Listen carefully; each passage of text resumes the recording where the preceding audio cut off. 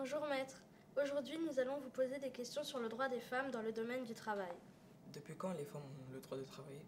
Les femmes ont le droit de travailler depuis le début du siècle, donc du XXe siècle, même si elles travaillaient auparavant, mais avec l'autorisation du mari. Est-ce qu'avant elles avaient des rémunérations quand elles travaillaient? Leur salaire revenait à leur famille, à leur foyer, et c'était leur mari qui disposait de ce salaire.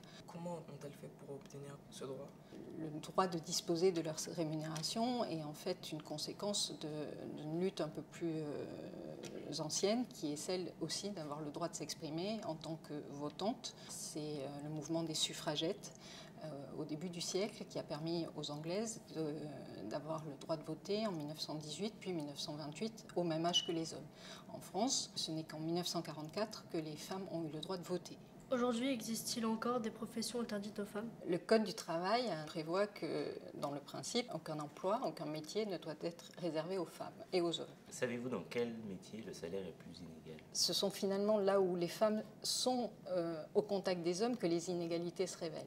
Un même métier, à même activité, une femme est payée 9% de moins que son homologue masculin, ce qui signifie qu'au début du mois de novembre, elle arrête d'être payée. Devant un tribunal, comment une femme peut prouver qu'elle gagne moins? La femme doit amener un certain nombre d'éléments qui l'amènent à penser qu'elle est moins bien traitée que des hommes, encore une fois, à poste constant, à même emploi. Et dans ce cas-là, c'est à l'employeur de répondre, d'apporter les éléments qui démontrera que ce n'est pas le cas. Si l'employeur n'est pas en mesure de rapporter cette preuve-là, la discrimination sera reconnue et la femme sera indemnisée. Est-ce que les femmes enceintes ont plus de droits aujourd'hui qu'avant? La protection dont elles bénéficient par le Code du travail a été rallongée. La protection est relative, c'est-à-dire qu'on peut licencier une femme enceinte pour un motif qui ne lui est pas personnel, notamment pour un motif économique. Pendant une période qui entoure l'accouchement proprement dit, l'interdiction de licencier est absolue. Si malgré cela, l'employeur décidait, comme on l'a vu, de licencier une personne alors qu'il n'en aurait pas le droit, le conseil de prud'homme ou la cour d'appel alloue à la personne des indemnités. Les femmes enceintes avaient-elles des privilèges avant? Pas particulièrement. Par contre, la femme dans son ensemble avait un traitement particulier qui aujourd'hui n'existe plus. Notamment, on interdisait le travail de nuit pour les femmes. Comment sont condamnés les attouchements d'un homme sur une femme et inversement? Les textes sont de plus en plus répressifs. Il y a encore quelques années, on obligeait les personnes à avoir subi des actes répétés pour que le harcèlement soit constaté. Est-ce que le sexisme au travail est plus présent à l'étranger qu'en France? Ce qu'on sait, c'est plutôt sur les inégalités de salaire notamment. Et on constate que par exemple, la France est dans une zone moyenne. Paradoxalement, l'Allemagne est assez mal placée. Je crois que le pays en Europe qui a l'écart le plus faible, c'est la Roumanie. Un propos sexiste est-il condamné comme un propos raciste? Aujourd'hui, oui. Et une loi, lors de l'été 2018, est parue pour sanctionner ce type d'attitude.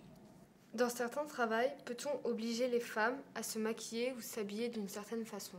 On ne peut pas obliger un homme ou une femme à se vêtir d'une certaine façon, sauf raison objective du type sanitaire.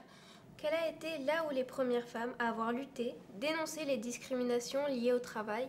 On reprend des noms historiquement connus qui sont Olympe de Gouges lors de la Révolution française, Olympe de Gouges quelques années plus tard, pastichera la Déclaration des droits de l'homme de 1789 pour l'égalité de la femme. Ensuite, on parle plus facilement des suffragettes au Royaume-Uni au début du XXe siècle qui se battront comme le font aujourd'hui les Femen, de façon assez provocante. La première femme ministre du Travail, ce sera Martine Aubry en 1992.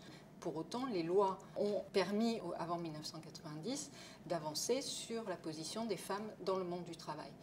On cite généralement la loi Auroux dans les années 80, au début des années 80, comme une loi très importante sur l'égalité homme-femme. Dans les années 70, il y avait une joueuse de tennis américaine, Billie Jean King, qui a particulièrement œuvré à l'égalité dans son sport parce que les hommes et les femmes n'étaient absolument pas traités de la même façon. Comment ont-elles fait? On voit qu'à chaque fois, le bras de fer est nécessaire. La prise de conscience doit venir de votre vie en famille, de votre vie de tous les jours. Est-ce qu'Internet et les réseaux sociaux sont des moyens de faire avancer cette cause? Je pense que tout moyen de communication est bon. Vos questions aujourd'hui sont aussi révélatrices de cette prise de conscience.